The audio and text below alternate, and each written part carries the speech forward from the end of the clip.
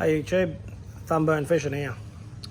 Just arrived home from the 2023 November build-up terrace trip to the Roper, Lemon and King Ash, and we come across a fair few boys along the trip. A few of the Roper, a few boys at Lemon. Shout out to Tennant Creek boys, and and another couple of people, a lot of people at King Ash. And a lot of people recognised me from the channel, which was, I suppose, a great positive thing to be recognised. And a few questions were asked about, you know, what we're up to and where we get some fishing, because we had a great trip. And I thought the common thing that people asked me was where we catch them, what we're catching them on, and what we're doing. You know, and I thought, yeah, and I'm always love helping out people if they've planned for their whole trip, the year and the planning, got there, and they, you know, a lot of people, they get to the spot, they get to the territory, they think that you got to tie your lure on behind a tree and the fish are just going to jump on. No, it's not the case at all. It's when you go fishing away from your local area that you're probably used to, probably you know how to fish your local area, you go to a new area, a new spot, a lot of people find it very difficult to find the fish and catch the fish. Which is true, because I've done it for a long time now, and I often go to new rivers, different rivers. A couple of years ago, me and the wife went up to Weeper, and we found it hard to actually find the fish. The fish are there, there's heaps of fish there, but for me, it was a different style of fishing, and I had to work hard to try and catch what I caught. Whereas the locals, they can just go down, they know straight where to go, they're onto what to do, what technique to use. So you see a lot of people, they're getting all these big fish on YouTube and big fish and stuff. You know, they're in their local waterways. If you get those people and take them to a different river or another end of Australia, you'll find that they too will struggle. It's not all smoke and mirrors what you see on the internet. You get out and do this in a real world environment, and you'll soon sort out who can fish and who can't and what happens. So yeah, so it's, and anyway, what I'm going to touch on today is the last trips. If you follow my channel, we've caught fish all different ways, and the last few trips we found fish in the shallows, and we were using a lot of soft plastics, what I'll call them prawns, like chase baits here, Xerics, this sort of thing, which work really well. And we found this trip not so well. I got a metre-6 on actually this prawn at the Roper. They were just hitting on one drain on the prawns, and everywhere else they weren't. And we found some beautiful clean water, and we watched the fish just follow the prawn in, and they weren't even interested, they'd roll away, which a lot of the situations we've seen on the channel, where when they're not biting on the lures or the hard bodies, you throw a prawn and then they're straight all over it. Well, we found the total opposite this trip. Prawns, they just weren't interested. They just, unless it was dirty water, in the clean water, they did not give a Ryan Flat's ass about that thing. They just didn't care. And we found that hard bodies they were just crawling all over it. So interesting. Every trip's different, every week's different, every day's different. You very rarely go back and replicate what you did yesterday again the next day, unless you've got a small tide window or something. It's actually hard to replicate it. The fish move around a lot. So anyway, what I want to touch on this thing is some of the standouts for this particular trip that we just come on. And because I'm always fished hard bodies, my whole things, I've only really just got into the soft shit, except for runoff, like in the territory in the Daly River and stuff. You fish a lot of your little shads and shit, you'd call them. That's just the normal, everyone done that for 100 years. But I've only really started getting into this prawn stuff and really working out what to do with them and how to fish them. They're actually they can be tricky if you don't know what you're doing. Being patient with the prawn, that you'll get no results. You have to be very patient with them, which took me a while, because I flog my lures, twitch, bang, bang, jab, jab, you know, and I just worked the shit out of the lures and put a prawn on, and working it real slow just took me a lot of patience and a lot of training to slow myself down. And what we found this trip was, when we found the fish, we didn't find them on the sounder much. We did here and there, and then we did get them trolling, which was still a good result, but we couldn't get a real good particular troll session where you just bang, bang, bang, bang, you'd just get a couple of fish off the troll, and then there'd only be a couple of active feeding ones, and then the rest would be just dormant, which was quite interesting, because that's a bit peculiar, I suppose you'd say. Anyway, so this is some of, I've just laid the lures out here now. And I'm just going to go through, when you're surface fishing for barra, this is what I found in the real world. This is not a theory. This is what's I've come across what's happened. There's a difference in the top 8 inches of the surface. There's on top just on top, like just in on top. Then there's just under, then a little bit under. And there's in that surface there's 5 different zones in the depth of 300 sort of 300 mil. You could categorize that into 5 sections. Now when they're hitting on top, they only be feeding on top. They're not always feeding. This is not a rule of thumb. This is just what I found. Sometimes you have to have a particular lure that's in the particular spot doing the particular thing to get bites. We found this at the Roper in places where Matthew had a particular lure. We were using top water, fizzes, everything, and we couldn't get a strike. He had one that was just pushing a bow way through and they were crawling all over it, and which were very interested. It also happened to me and Bailey on the one where you see the barra buffing up the river with the tidal ball. That was also exactly the same scenario we found going on there. And it was very interesting how you can put that top surface into that so different categories. So I'm going to talk about this little lures. So that's a skitter pop. They work really well. It's a smaller popper. They work really well. You can't overhook them. You have to just really weight the hooks nice to get them to pop nice. This is a killer lure. These things are fill proof. They float all the time. You can put quite large, good hooks on them. They pop really well. This thing is a lively lure. Ryan got a barra on one of the trips, this trip on this one. Great popper. So that's on your surface. Then you got like your Raptor fizzes. Then you go into the fizzes. Then you got these stick baits, if you call them. Now all these swim different. They all present different. They all swim different. Every different brand, whatever they do, they all swim different. And you have to work out. Sometimes you put too big of hooks on them. You wouldn't use those hooks. They've just got it out of the box. They all swim different, and you have to present them different. You have to twitch them different. You have to work out what's happening. Because I had this one on the trip, and it really stood out. It's this Rapala Precision Extreme Pencil EXO 127. If you can see that there. Yeah, and this thing really performed well. I changed the hooks on it, and I tried to put a middle hook on it, and it wouldn't do the job. It just stopped swimming. It stopped clacking. We call it the clacker because it goes clack, clack, clack, clack. So I went back to some good strong hooks and ran back to 2. The 3 did not work because I lost a lot of hookups on it. I thought the 3 would be a bit better, but it stopped the action and they wouldn't get the bite. So I learnt that straight away. Then you go into your bomber categories. So if you had this basic arrangement of lures before you packed up on your trip, and because a lot of people said, we met some people who actually said, we don't have a great range of lures, which is fine. If you just got the basic to cover from what we're saying here, the top down to the deep, only this many. Like this is all you could use for a trip here, and this would get you a great trip. That's enough to cover all the depths, all the bases right there. A couple of prawns, just a couple of just like your soft vibe. Just I think that's a Zarek thing, and then just the basic ones there. Big bomber. This is the new King Brown prawn.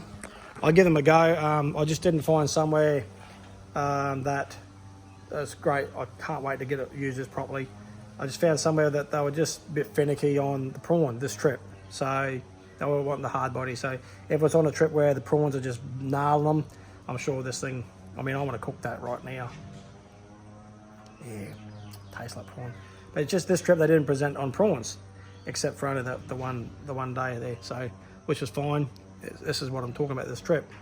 So if you just presented yourself with like a shallow, going through to maybe stick baits, gold bomber, look at that. That's just from a barra. Just stuff those thin shit hooks.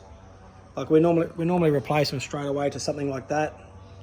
That's just that quick. Probably just put it on there. Just been actually no, this was actually one I gave to Steve to use, and I got a couple of barra on it. I got it back. That's where it was from, yeah. because as you see, all ours have got hook upgrades normally.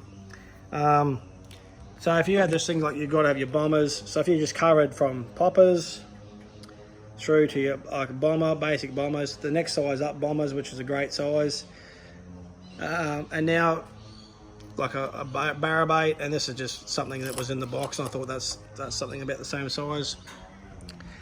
So you just cover those areas, and then so on this particular trip, the prawn at one spot was a good standout, which is just a chase bait, same thing as that, and then that was a Xeric cherubin. And then we had the for the surface, Ryan was using this, which is a this is a Xeric some bloody thing. I don't know what this was. This was my little winner. I don't even know where I bought it, who made it. Don't know if it was in a $5 bin or it was deer. I don't know. Maybe it was one of these fellas can share that to me. What this brand is. This worked really well. It was just obviously the action and what I was doing to it too, just the way I was twitching it and moving it. It just had a lot of hookups. It was a great lure. This one here, this was actually given to me when I bought the King Brown. I think our mate has something to do with manufacturing these. They're ASWB. Let's look at that. ASWB lipped stick LS30. Mate, this thing is a little demon. This thing just presented so well. You can really twitch it. It doesn't surface if you over twitch it. Some lures, when you over twitch it, they float back up. This thing you can just flog it and flog it. It presented really well. Caught plenty of barras on it. I hooked the meter on it too, which was confirmed. Jumped out of the water, but I done it, and it comes with the BKK hooks. A little bit light on, but they didn't bend, so they done the job. Great lure. I'm going to get some more. Reach out and get some more of them. The Mad Mullet, and I've only just got back into these too. Good lure. Just went away from using them for years. Don't know why. They always worked. Just went into the fad of everything else. You know, all the new shit out. I've gone back to them and wowed we have really just started hooking more fish. It's a good flat vibe, good flat, you know, puts off a good signal. Obviously, there's no rattle in them. It's quiet lure. They swim to a great depth. They twitch really well. You can just flog them and flog them. They don't surface up. They're tough. Yeah, you know, like it's got barra marks all over them. They're just a great paint job. I don't really particularly read too much about paint colour, but it attracts me more than it attracts the fish, I believe. I like the look of them more. And the Mad Mullet's just been performing really well. And another one from when I'm back in the younger days, and I've just got back into them, just giving them a go again, just for a bit of nostalgia reasons, I suppose. The Invincible 6-inch Nilsy. Man, these things rock hard. Like, I caught heaps of fish on this trip, and they're still tough. You know, you can still bend. You can bend the eyes and stuff. You're straightening back out. They're tough. They just keep going. Like, don't be just put off by the old Nils Master. They're just a great shallow lure. It's, you know, the things we used to catch on years ago. Then for some reason we just get in our head that you use something else. No way. I've gone back to this old school barra tough. This shit's barra tough. It's been around since your granddad was fishing, and maybe his granddad. And these things are tough. They're just tough and they're proven. So that's a great big shallow lure. Great. The 10-foot classic. Everyone runs a 10-foot classic. These things are barra lollies. They're barra dynamite, these things. They are just super tough. They're built, and they swim really good. They're really snag resistant. They just cop an absolute beating. You can flog them in trees, barra flog them, crocs bite them. Just you get them off of the pole, they just cop it and they just keep going and going. Just a well-made lure, made by I think Rob Gaydon is the original designer for Classic. He just builds a great lure. That's a 10-footer. This is a 15. I prefer the 15. They both catch great fish. You can use 10 or 15. I like 15 because I just like the harder thump of the 15. Just it's a personal preference. And then if we're going to that 15-foot mark, but 15 doesn't mean you've got to use it in 15. We use the 10 and the 15s in like 6 foot of water, 5 foot of water. You just don't need to pull them fast, because the faster you pull it, the deeper they go until there's obviously a depth they can't go no more. Just slow it right down and the lure is more buoyant, so you can still fish in 4 foot of water, 3 foot of water, 5 foot with a 15. You don't have to change your lure. just go slower and just let it float up into the same zone. It's like, you don't think 15 I'm going to get snagged. No, you obviously need more time in the water if you think that's the way you're thinking. It's not the way you're thinking at all. And then I love my RMGs. These are just my favourite big barrel lure when I'm working that deeper depth, trying to get it down there into this 5 metre mark.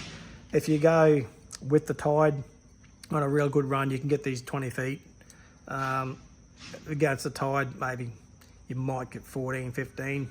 Depends on the tide, depends on your lure, depends on the leader, your line, the current flow, how hard the current flow is, how fast your boat going. There's so many variables. This is like sniper shit. Like, to get this to go exactly where you want it every time, it's not that easy.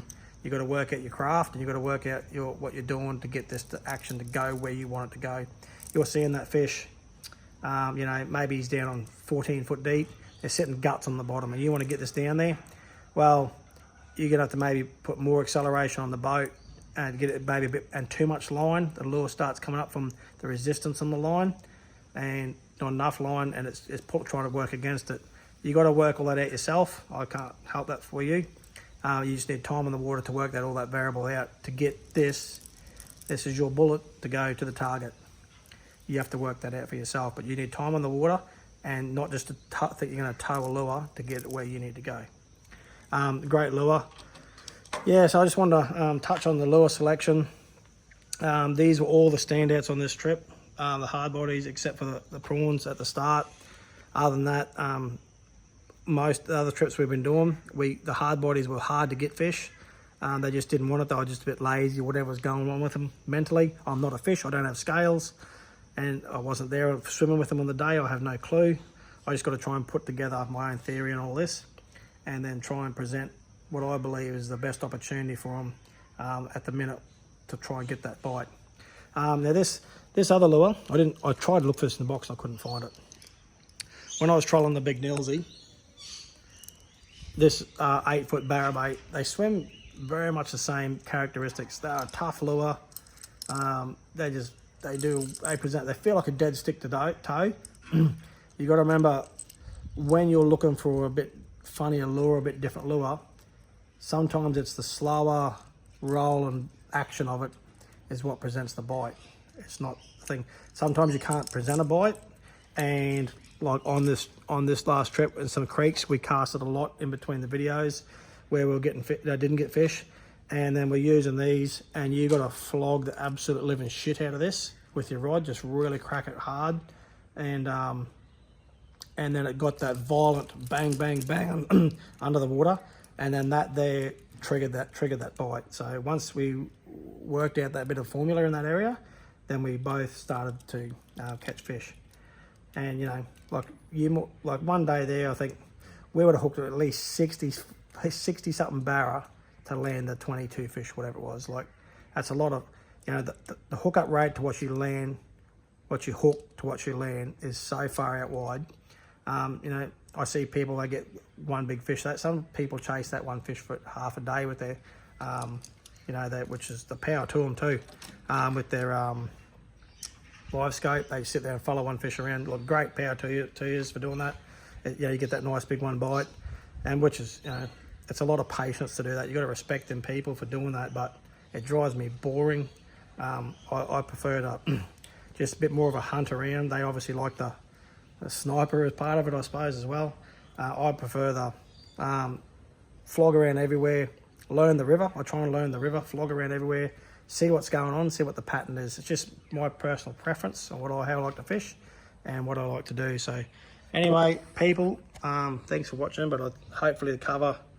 So if you got these lures, if you've got a selection of these lures on a trip, I think if you took a selection of those lures, you can't go wrong, and you're not going to get caught out with saying pretty much we didn't cover all bases. You know, like there's obviously the oldest fella there's got plastics a foot long, and I've got all that shit too. But I've got a lot of lures, but there's also these are just a handful. I'm not joking. I wouldn't even like to show you. It'd be embarrassing how many's in there of all different sorts, but these are just ones that we picked out on the day to use. And like I said, I've really like going back to the Mad Mullet. I think the 6-inch ones, I think they're great. They're a must-have.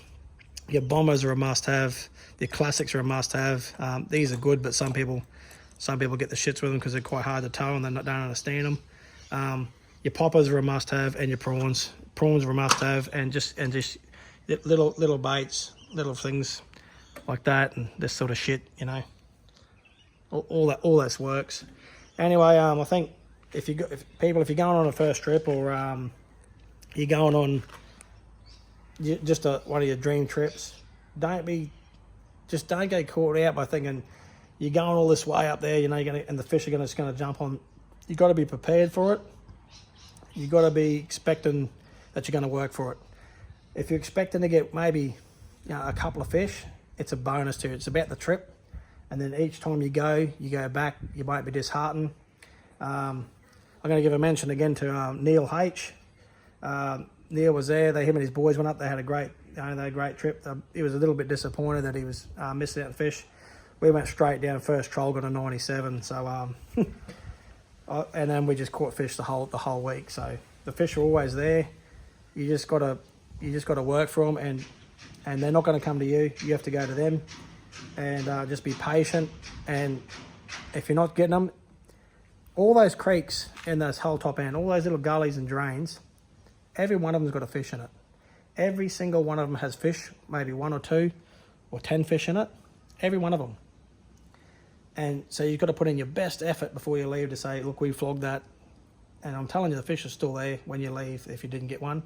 And if you did get a handful out of it, maybe 2 or 3, maybe 5, you've done something to trigger that bite, and it's rewarding. So don't be disappointed in yourself about not getting it. There's always next time. Plan your next trip, and then it'll be way more rewarding. A trip is just a trip away with your family or your mates, your wife, your kids, your whole family and everything. It's just unforgettable. You haven't got much time to do it in your life. Make sure it happens if it's what your thing is, and don't be disappointed. Get yourself ready for the next trip, and thanks for watching. And I'm about to start putting together the video from the trip. We had a lot of we had a few breakdowns, a few shenanigans going on this trip, so you're probably going to enjoy some of that shit. Trust me, there was some moments there. Wheels falling off trailers. Steve lost his outboard. Oh, the list goes on. The list goes on. Anyway, it's all good. All right, thanks for watching, and I'll start putting together the videos of the trip. Just want to touch on this lure selection. Get yourself ready, and what was a standard highlight for this trip, and why, I think, you know, because every trip's different. You can't replicate the last trip. It was good to get back into the hard bodies, because last couple of trips has been that shit. And it was great fun, but it ain't for me a hard body. I'm a hard body man. I love the whack of it, love the feel of it, love the swim in it, love the twitch in it. Just what I like. So anyway, it was an awesome trip. Hope you keep watching. Thanks for watching for Thumburn Fishing. And if you haven't subscribed, doesn't cost you nothing. Just put it on there. And I've finally been monetized for the trip, for my YouTube, you know what I mean? Haven't got no money out of it yet, but I've made the mark, so I suppose I'm proud of the kids and everyone who's followed me. You know, the kids have been there along with me and put up with me. Shit, grab the phone, grab the camera, get the phone. You know, he wants, because like he's on the fish and I'm videoing him, but he doesn't want to video me because he wants to catch a fish. So, you know, it does put a lot of effort on to quickly grab the phone and capture the moment when you both want to be doing it. So it is a bit of a pain in the ass, but I'm pleased just watching my channel. And if I've been babbling off bullshit now, but I just wanted to cover that for you all to watch. Thanks again. Thumburn Fishing's out.